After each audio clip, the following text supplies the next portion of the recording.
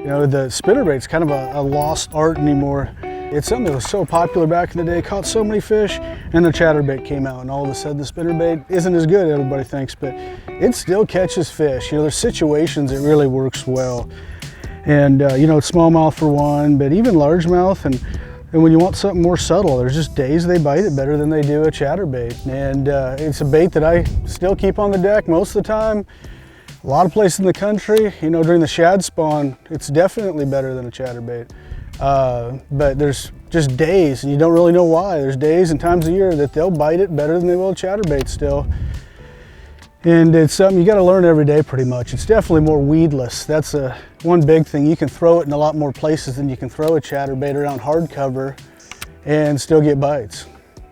It's kind of a forgotten bait that I'm sure will probably come full circle at some point. The guys will be back into throwing a spinnerbait, but right now it's still everybody wants to throw a chatterbait, and it gives the fish a different look for sure.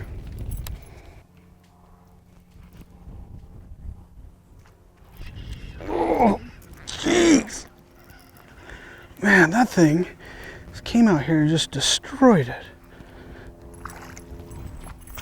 Oh, it's not even that big for as hard as he was pulling. Came out there, you got the sling blades. You know, I don't know if that fish was even on a bed or just laying out front here, but I was trying to pop my bait to get some grass off, and I try to do that a lot of casts. With a spinnerbait, those blades flash when you sit there and surge it or pop the bait. So that really gets a lot of fish to bite it. You want to change speeds with the spinnerbait a lot. Even throwing it around like these clumps and stuff, I'll sit there and wind it back kind of fast and then slow it down. Those blades, the rotation slows, it changes, and you just elicit a lot of bites like that. Let that one go so you can get another one. Throwing a double willow 1/2 ounce today.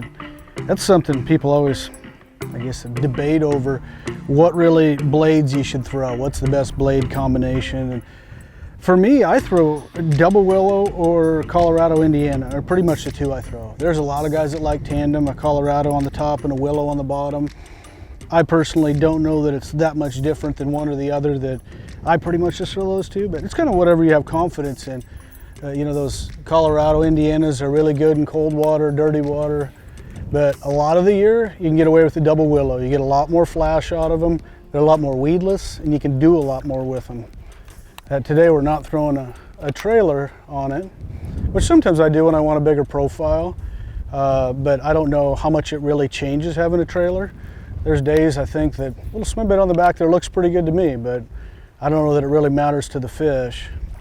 Throwing a spinnerbait, there's a lot of different theories on what people like for a rod and reel, and you know, even line for that matter. And I end up throwing a shorter rod a lot around this cover, like a 6'9" medium heavy. When you're around cover like this, just so I can cast better, you're so much more accurate with a shorter rod.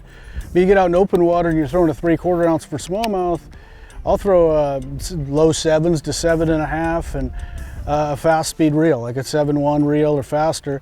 And I throw a 6.2 to 1 around this cover like this when I'm just winding a spinnerbait around.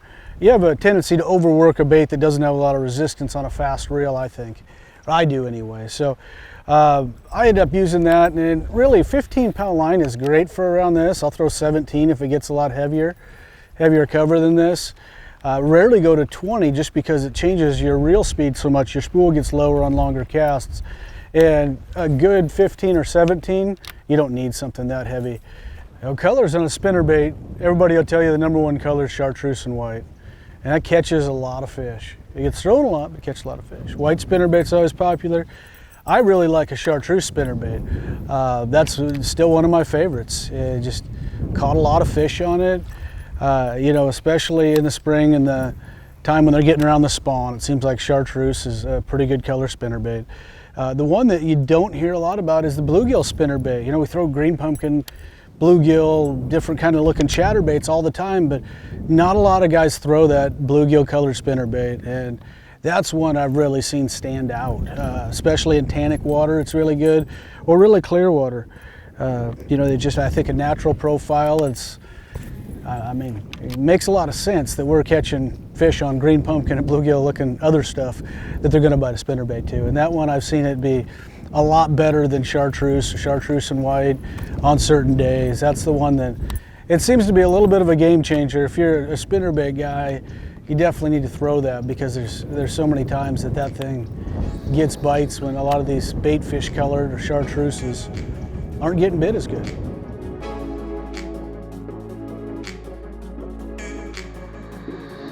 Go catch whitefish.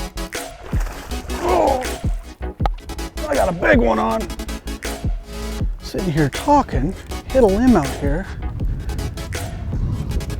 Oh no. Jeez, I didn't expect that to happen. I don't think it's like a giant, but I think it's like a 6-pounder. Oh, stay down, fish.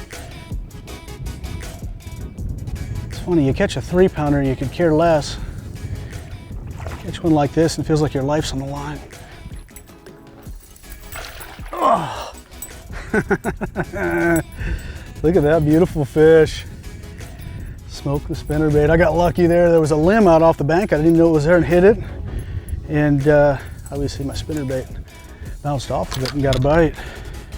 Probably a female laying out here getting ready to spawn. It's been a lot of fun throwing that spinnerbait around here today.